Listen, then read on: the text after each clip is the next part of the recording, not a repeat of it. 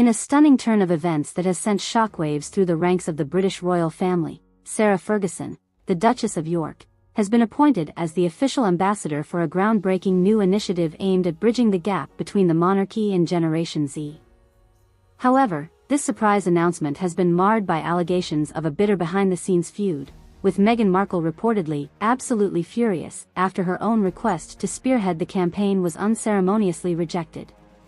According to multiple sources close to the situation, Meghan had actively lobbied for the coveted ambassadorship role, viewing it as a prime opportunity to rejuvenate her public image and reaffirm her relevance within the royal fold. Yet, in a move that has left the Duchess of Sussex reeling, Buckingham Palace elected to bestow the honor upon her former sister-in-law, Sarah Ferguson, dealing a crushing blow to Meghan's ambitions. Meghan is utterly livid. She feels like she's been completely disrespected and betrayed, confided a close confidant of the Duchess. She poured her heart and soul into pitching herself for this role, only to have the rug pulled out from under her in the most humiliating fashion. The source went on to reveal that Meghan had meticulously crafted a comprehensive proposal outlining her vision for connecting the monarchy with the Gen Z demographic, leveraging her own millennial appeal and social media savvy to bridge the generational divide. She truly believed she was the perfect fit for this initiative, the confidant added. Meghan saw it as a chance to not only rehabilitate her public image but also to make a real, tangible impact on the future of the monarchy. To have that opportunity snatched away and handed to Fergie, of all people, it's like a knife to the heart. The appointment of Sarah Ferguson, the 63-year-old former wife of Prince Andrew, has raised more than a few eyebrows within royal circles and beyond. Once a polarizing figure whose reputation was tarnished by a series of scandals and controversies, Fergie has managed to stage a remarkable comeback in recent years, earning plaudits for her charity work and her efforts to reconnect with the royal family.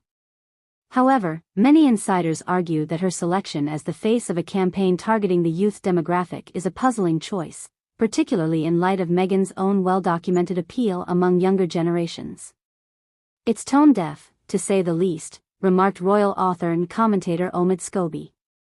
Fergie may have reinvented herself as a benevolent figure, but let's not forget her checkered past and the controversy that once surrounded her. To pass over someone like Meghan, who has her finger on the pulse of Gen Z culture, in favor of a 63-year-old woman with limited social media presence and clout? It defies all logic. As news of Meghan's fury began to spread like wildfire, her legion of devoted supporters wasted no time in rallying to her defense, taking to social media in droves to voice their outrage and accuse the palace of deliberately undermining the Duchess's efforts to rehabilitate her image. "This is a blatant slap in the face to Meghan," thundered one impassioned Twitter user. "The palace knows full well how much this initiative meant to her, and yet they chose to humiliate her by giving the role to Fergie instead. It's a calculated insult, plain and simple." Others echoed similar sentiments, decrying what they perceived as a concerted effort to marginalize and diminish Meghan's standing within the royal ranks. They're terrified of Meghan's popularity and influence, especially among younger generations, posited another ardent supporter. By denying her this opportunity, they're trying to relegate her to the sidelines, to remind her that she'll never truly be accepted or valued within the stuffy confines of the monarchy.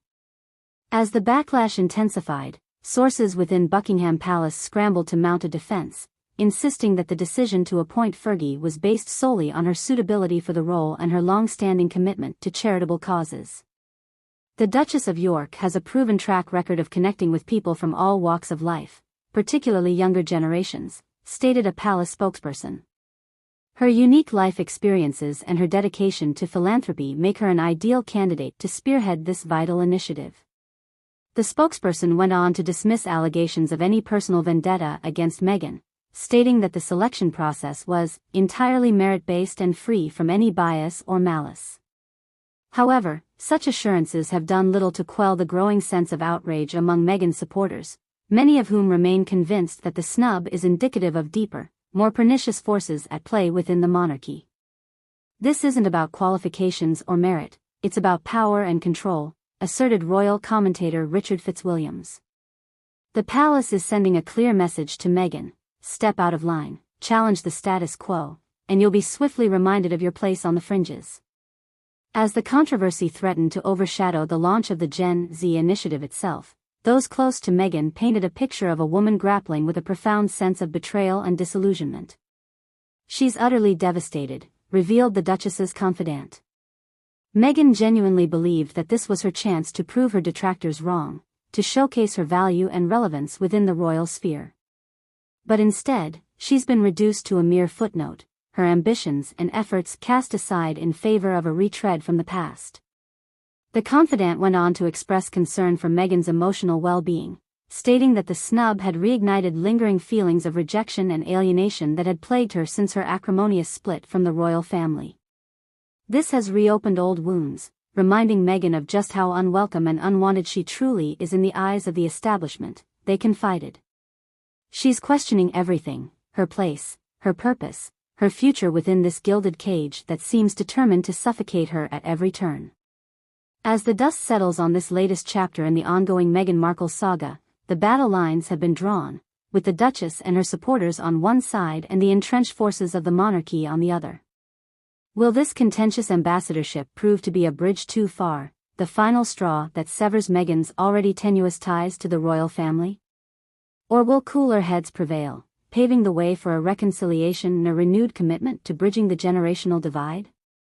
Only time will tell. But one thing is certain, the road ahead is fraught with tension and turmoil, a stark reminder that within the hallowed halls of the monarchy, the struggle for relevance, acceptance, and power is never-ending, and the price of defiance can be steep indeed.